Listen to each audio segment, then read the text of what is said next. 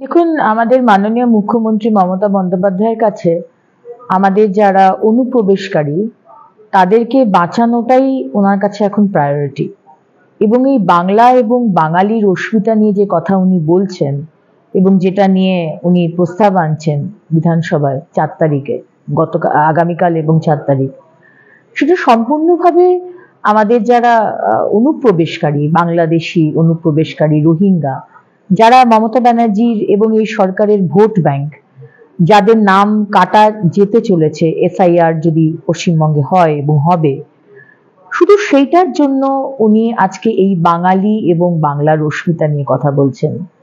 আজকে সত্যি যদি বাঙালি এবং বাংলার অস্মিতার কথা মমতা ব্যানার্জি ভাবতেন, তাহলে উনি কি এই 1806 জন যারা ঘুষ দিয়ে চাকরি পেয়েছে, যারা অযোগ্য, তাদেরকে বারবার আদালত বলার পরেও এতদিনে উনি ঘোষণা করলেন, আজকে এসএসসি নাম ঘোষণা করলো।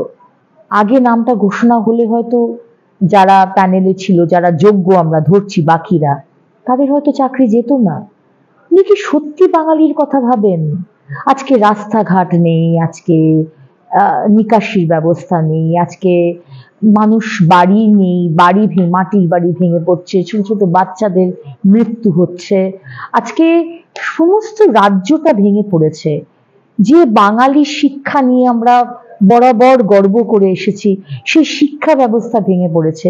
কিন্তু আজকে আমরা দেখলাম যে উনি অযোগ্যদের পাশে দাঁড়িয়ে গেলেন এবং যে লিস্ট বেরোলো সেখানেও আমরা দেখতে পেলাম যে সমস্ত তৃণমূলের নেতা মন্ত্রী, তার পুত্রবধূ, কারুর বোন, কারুর জামাই, কারুর ছেলে, তাদের নাম রয়েছে। উনি কি এগুলো জানতেন না? উনি সবই জানতেন।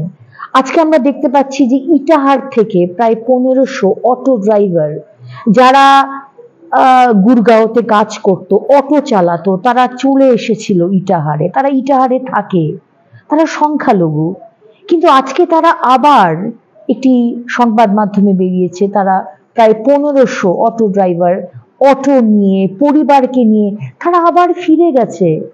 মাননীয় মুখ্যমন্ত্রী, আপনি কোন বাঙালির কথা বলছেন?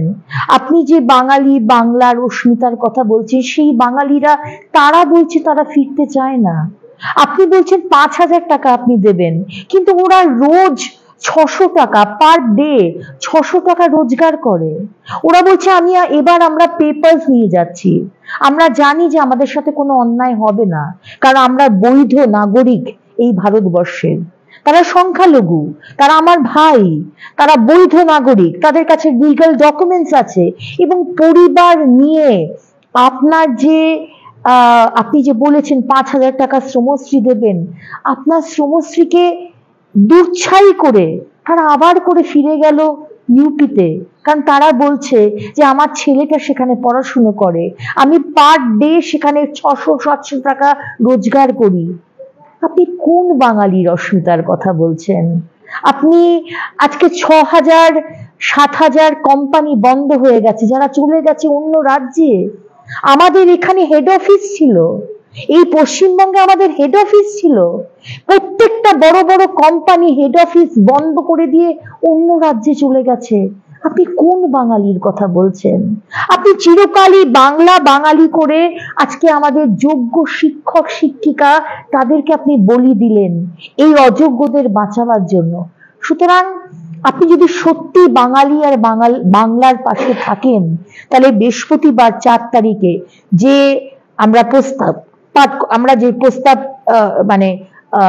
পাশ করব ঠিক করেছি, যে যারা আমরা ধরে নিচ্ছি 1806 জন যদি প্লাস মাইনাস যদি অযোগ্য হয়, বাকিরা যোগ্য, তাদের চাকরি থাকুক। আজকে আমাদের সম্মানীয় বিরোধী দলনেতা বলেছেন তাদের চাকরি যাতে থাকে, তারা যাতে চাকরি করতে পারে, তাদের চাকরি যাতে বেঁচে থাকে, আমরা সেই প্রস্তাব পাঠ করছি। আপনি যদি সত্যি বাংলা আর বাঙালির পাশে দাঁড়ান, তাহলে সেদিনকে সর্বদলীয়ভাবে যে প্রস্তাব পাঠ করা হবে, প্রস্তাব পাশ করা হবে, আপনি সেটাকে সমর্থন করুন। তবে বুঝবো যে আপনি সত্যি বাঙালি আর বাংলার পাশে, নয়তো বুঝবো আপনি আবার সেই পেটি পলিটিক্স করছেন। আপনার একমাত্র টার্গেট হচ্ছে অনুপ্রবেশকারী রোহিঙ্গা, যারা আমার হিন্দু ভাই, আমার মুসলমান ভাই, আমার জৈন, শিখ, পার্সি, আমাদের অধিকারগুলো নিয়ে আপনার ভোট ব্যাংক, আপনাকে ভোট দিয়ে জিতিয়ে এসছে, কিন্তু যারা আমার ভারতবর্ষের নাগরিক নয়, আপনি শুধু তাদের জন্যই কথা বলছেন। আমাদের ভিডিও ভালো লাগলে লাইক এবং শেয়ার করুন। কমেন্ট সেকশনে গিয়ে জানান আপনাদের মতামত।